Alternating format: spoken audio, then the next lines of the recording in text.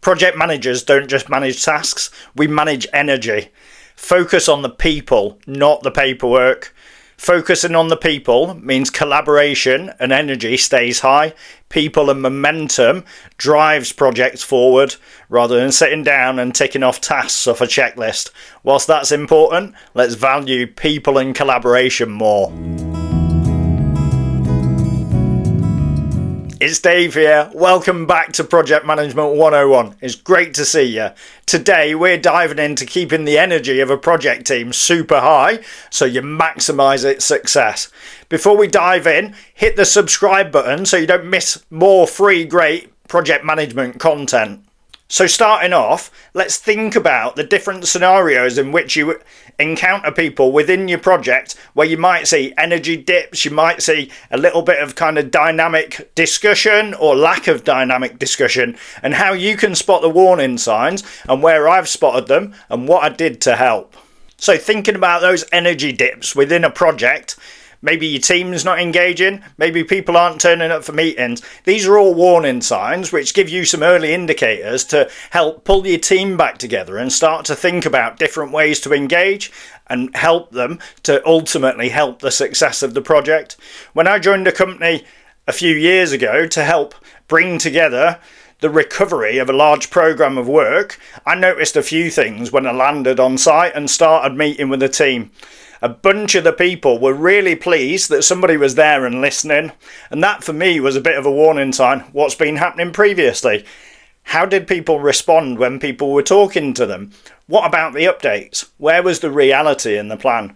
So I spent a lot of time focused on one-to-one conversations and team conversations to ultimately pull together the team, not only as individuals but also as a group, to really dig into what's the thing that's holding back the project, what's the thing that's causing risk. And what I found was there was a culture where people were afraid to speak up. They were being told the timescales rather than being the people accountable for their own work and the timescales.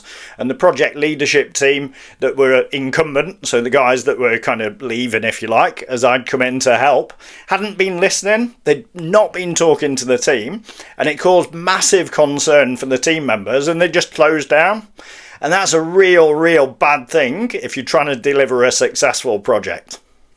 There was a different program of work that I went to work on at a different company where I walked in and the program of work was somewhat defined. The team of people were starting to mobilise and come together. So it was quite fresh, quite early. We were able to coordinate and collaborate together, build the plan and all those great things that you get to do to bring it to life. And I remember walking in and feeling, the fresh, the energy, it was starting to come together. But equally, being that catalyst, being the person that's bringing those people together at the early stages of a project, or if it's a bit of a project recovery, what I noticed was some of those skills and techniques that I utilised when I was in the deep project recovery and it was really dark and scary versus that brand new project setup were very similar. Bringing the people together, giving them a voice, helping them to collaborate with each other and being the catalyst, the energy catalyst, the facilitator catalyst, really helped to drive out really positive behaviours and drive forward those people. And ultimately we built a very successful plan. We delivered a very successful programme of work together, and all of that was driven just by being that kind of energizer bunny within the room, working with the guys, keeping the spirits up. And it's really important for you to reflect on your work, projects, programs, smaller pieces of work. Are you getting the engagement? If not, is that a warning sign? How can you adapt it? How can you get the right people in the room? So think about your own projects, or think about when you're going in to pick up a project, say you're brand new to project management. Ask yourself those questions. Are the people engaging with me in the way that I'd like them to? Am I getting buy-in? Am I getting real buy-in? Am I getting questions? Am I getting conversation and engagement? And if not, they're all warning signs.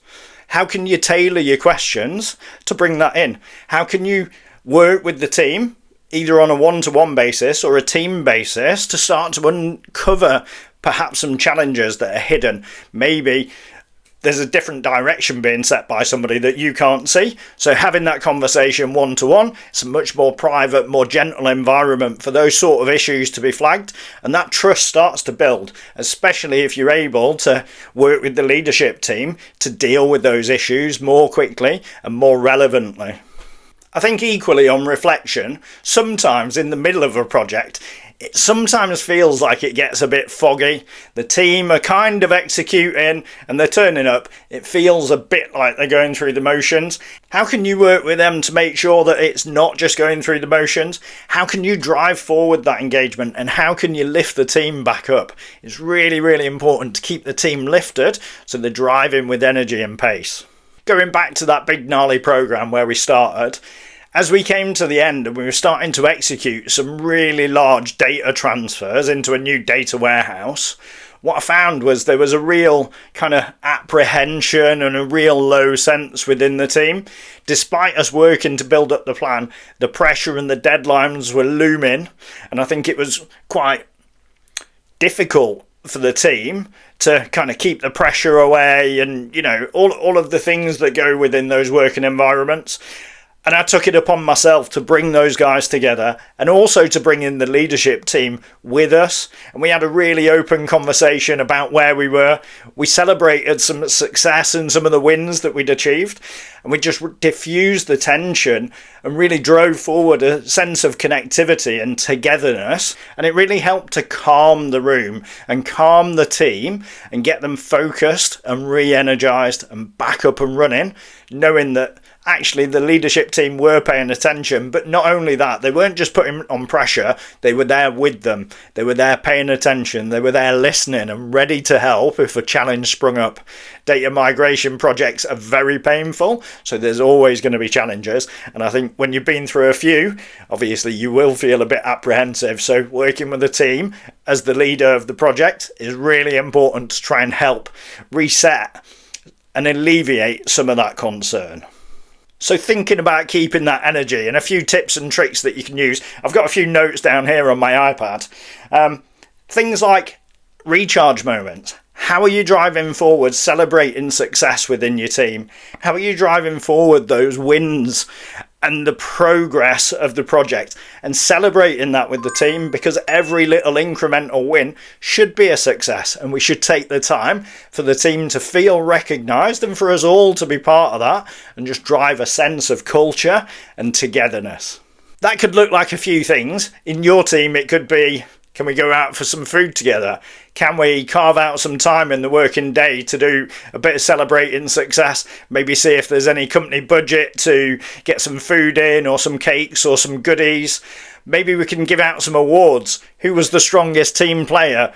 Who helped unblock the biggest blocker? Whatever it is, it all drives a bit of culture and togetherness and just helps to drive a bit of cohesion within the team. Another technique that you could think about within your team is maybe task distribution. So you're not working with lots of software engineers, you've got lots of different mixed skilled people. Starting to carve out a space where each person can learn and grow, maybe in something that's outside their area of expertise, is a great energy booster. I'm learning something, you're coaching somebody, it drives a great culture within the team. So that's one thing that you could think about to drive up energy. Another one that's super key as a project manager is thinking about how you can help remove blockers and barriers that are holding back your team. Have you got a late dependency? Is the integration failing all the time? How can you bring together the people or help to solve those challenges with the team and for the team? Because they're a real energy drainer and they really drive down morale and motivation. Another thing you could do is bring in an external voice. Maybe it's a talk, maybe it's just a bit of humour. Maybe you run a town hall where your team are able to present what they've been working on and get an energy boost from the wider department or wider organisation. Maybe you could run a fun little quiz about the product or piece of work that you're working on.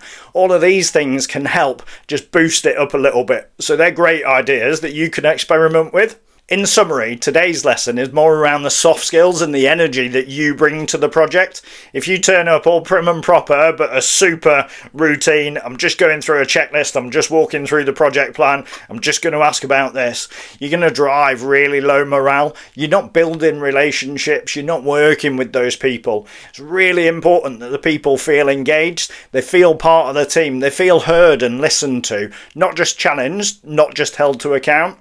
Whilst that is important as a project manager, the way that we do that as a team drives much better results than being a bit pointy fingered and going, tell me this, I only care about that, we're just here for work. It's less that, it's more the how are we working together, how are we driving forward the project together, right? If you think project managers are just task trackers, you're missing the real job. Think of us as the energy conductors. Why don't you share your tools and techniques in the comments below? Let the rest of the community know what works for you, what doesn't, and we can continue to learn and grow from each other. Make sure you tune in next week. I'm going to drop a bumper foundation video supporting Prince 2, covering the principles, the themes and the processes all in one easy to follow guide, making it really easy for those of you that are out there exploring Prince 2 as a great foundation for your project management journey. If you got some value out of this video, smash that like button down below. Make sure you subscribe so you don't miss more great free content. I'm Dave, thanks for watching Project Management 101. From chaos to clarity, take care.